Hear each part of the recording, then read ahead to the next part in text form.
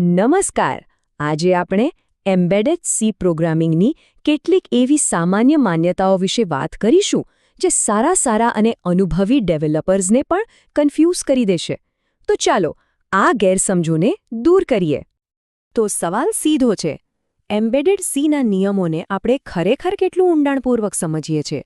ઘણીવાર આપણે અમુક વસ્તુઓ માનીને ચાલીએ છીએ, પણ શું એ ખરેખર સાચી હોય છે? ચાલો આજે આ જ વાત પર થોડું ઊંડા ઉતરીએ. આપણે જે પણ વાત કરવાના છીએ એ હવામાં નથી. આ એવા સવાલો છે જે પ્રોગ્રામર્સને સાચે જ મૂંઝવતા હોય છે. આપણે આજે પ્રોગ્રામિંગના તથ્યો અને કલ્પનાઓ વચ્ચેનો ભેદ પારખીશું. તો ચાલો એક પછી એક આ ગૂંચવણોને ઉકેલવાનું શરૂ કરીએ.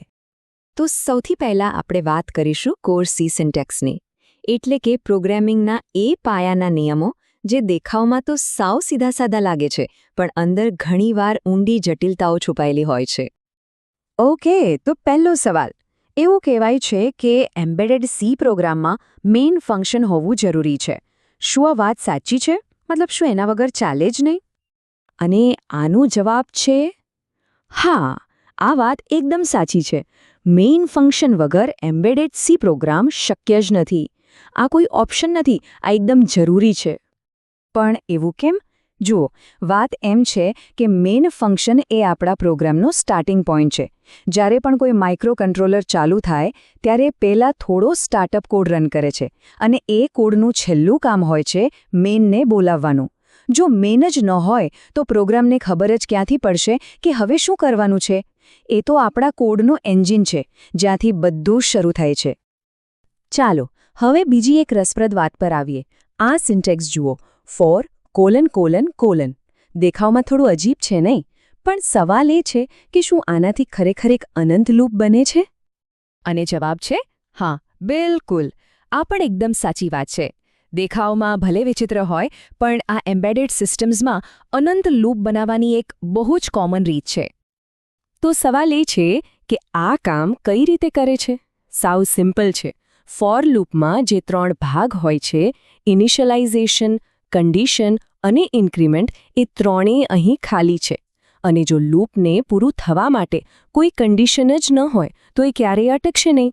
એમ્બેડેડ સિસ્ટમ્સમાં તો મોટાભાગે પ્રોગ્રામને સતત ચાલતા જ રહેવાનું હોય છે, એટલે જ ફોર સેમિકોલનનો ઉપયોગ બહુ જ થાય છે. ઓકે, હવે એક બહુ જ અગત્યનો પોઈન્ટ, સ્વિચ સ્ટેટમેન્ટ વિશે. શું આપણે સ્વિચ સ્ટેટમેન્ટમાં ફ્લોટ ડેટા ટાઈપ વાપરી શકીએ? ઘણાને એવું લાગે છે કે હા, વાપરી શકાય. પણ ના, આ વાત તદ્દન ખોટી છે. આ એક એવી ભૂલ છે જે જો કરવામાં આવે તો કમ્પાઇલર તરત જ એરર આપી દેશે. એનું કારણ શું? તો સી લેંગ્વેજના નિયમો કહે છે કે સ્વિચ સ્ટેટમેન્ટ ફક્ત ઇન્ટીજર ટાઈપના ડેટા, જેમ કે ઇન્ટ 4 પર જ કામ કરી શકે છે. ફ્લોટિંગ પોઈન્ટ નંબર્સ સાથે પ્રોબ્લેમ એ છે કે એની સરખામણી એકદમ ચોક્કસ નથી હોતી. જેમ કે કમ્પ્યુટર માટે 1.0 કદાચ 0.999999 જેવું હોય, એટલે સ્વિચ એના કેસ સાથે મેચ કરી જ ન શકે. એટલા માટે કમ્પાઇલર આની પરમિશન જ નથી આપતું. જો ફ્લોટ વેલ્યુ ચેક કરવી હોય તો ઇફ એલ્સ ઇફનો જ ઉપયોગ કરવો પડે. ચાલો હવે થોડું આગળ વધીએ અને ડેટા ટાઈપ્સની માયાજાળમાં જઈએ. આ એવો વિષય છે જ્યાં નાની વાતો પણ મોટી મુશ્કેલી ઊભી કરી શકે છે. અને અહીં આવે છે સૌથી મોટી અને કદાચ સૌથી ખતરનાક ગેરસમજ. એવું માનવામાં આવે છે કે એમ્બેડેડ સીમાં ઇન્ટ ડેટા ટાઈપ હંમેશા 16 બીટનો જ હોય છે. ખાસ કરીને જે લોકોએ જૂના પ્રોસેસર્સ પર કામ કર્યું હોય, એમના મગજમાં આ વાત ઘર કરી ગઈ હોય છે. પણ આ વાત તદ્દન ખોટી છે, અને આ એક એવી ભૂલ છે જે આપણા કોડમાં એવા બગ્સ લાવી શકે છે જેને શોધવા ખૂબ જ મુશ્કેલ બની જાય છે. તો હકીકત શું છે? હકીકત એ છે કે ઇન્ટની સાઇઝ ફિક્સ નથી હોતી. એ પ્રોસેસર પર આધાર રાખે છે.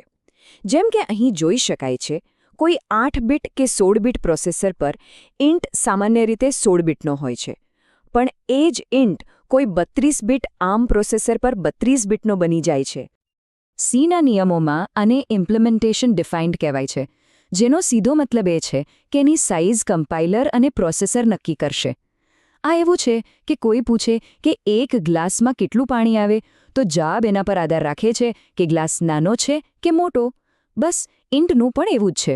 એટલે જ જો ઇન્ટને 16 બીટ માનીને કોડ લખવામાં આવે અને એ કોડ કોઈ 32 બીટ સિસ્ટમ પર ચલાવવામાં આવે તો ડેટા ખોટો થઈ શકે છે, ઓવરફ્લો થઈ શકે છે. આનાથી બચવાનો સૌથી સારો રસ્તો છે ઇન્ટ 16T કે ઇન્ટ 32T જેવા ફિક્સ્ડ સાઇઝના ડેટા ટાઇપ્સનો ઉપયોગ કરવો. હવે આપણે છેલ્લા વિભાગમાં પહોંચી ગયા છીએ. અહીં આપણે હાર્ડવેર અને આપણા હાઈ લેવલ સી કોડ વચ્ચેના સંબંધને લગતી કેટલીક માન્યતાઓ જોઈશું. આ એક એવી ચર્ચા છે જે વર્ષોથી ચાલી આવે છે. એસેમ્બલી લેંગ્વેજ સી કરતાં વધુ ઝડપી છે અને ઓછી જગ્યા લે છે. મતલબ કે જો બેસ્ટ પરફોર્મન્સ જોઈતું હોય તો એસેમ્બલી સિવાય કોઈ વિકલ્પ નથી. શું આ સાચું છે? આ સાંભળીને કદાચ નવાઈ લાગશે, પણ આજના સમયમાં આ વાત મોટાભાગના કિસ્સામાં ખોટી સાબિત થાય છે. ચલો સમજીએ કે આવું કેમ છે. આનું કારણ છે આધુનિક કમ્પાઇલર્સ. આજના કમ્પાઇલર્સ એટલા બધા સ્માર્ટ અને પાવરફુલ છે કે આપણા સી કોડને એવી રીતે ઓપ્ટિમાઇઝ કરે છે જે કદાચ એક સરેરાશ પ્રોગ્રામર હાથથી એસેમ્બલીમાં લખી પણ ન શકે. હા, એ વાત સાચી કે કોઈ એકદમ એક્સપર્ટ કોઈ ખાસ ટાસ્ક માટે કદાચ વધુ સારો એસેમ્બલી કોડ લખી શકે, પણ મોટાભાગના કામ માટે સારો સી કોડ જ શ્રેષ્ઠ પરિણામ આપે છે. એટલે કમ્પાઇલર પર ભરોસો રાખવાથી ડેવલપમેન્ટ પણ ઝડપી થાય છે અને કોડ પોર્ટેબલ પણ બને છે. તો આ બધી ચર્ચાઓ પછી આપણે કયા નિષ્કર્ષ પર પહોંચ્યા? આ કે અલગ-અલગ તથ્યો યાદ રાખવાની વાત નથી, પણ એક પ્રોગ્રામર તરીકે આપણી વિચારવાની રીત બદલવાની વાત છે. અને મુખ્ય બોધપાઠ એ છે કે એમ્બેડેડ સીમાં એકમાત્ર સ્થિર વસ્તુ છે સંદર્ભ. એટલે કે કશું જ નિશ્ચિત નથી. બધું જ કમ્પાઇલર, હાર્ડવેર અને સી સ્ટાન્ડર્ડ પર આધાર રાખે છે. એટલે કોઈપણ વસ્તુને માનીને ચાલવું એ સૌથી મોટું જોખમ છે. અને અંતે એક સવાલ વિચારવા જેવો છે. બીજા એવા કયા કોડિંગ નિયમો છે જેને આપણે ક્યારેય સવાલ કર્યા વગર બસ સ્વીકારી લીધા છે? કદાચ એ સમય આવી ગયો છે કે આપણે આપણી દરેક ધારણાને ફરીથી ચકાસીએ. કારણ કે એક સારા પ્રોગ્રામરની નિશાની જે છે કે એ સતત શીખતો રહે છે અને દરેક વસ્તુ પર સવાલ ઉઠાવે છે.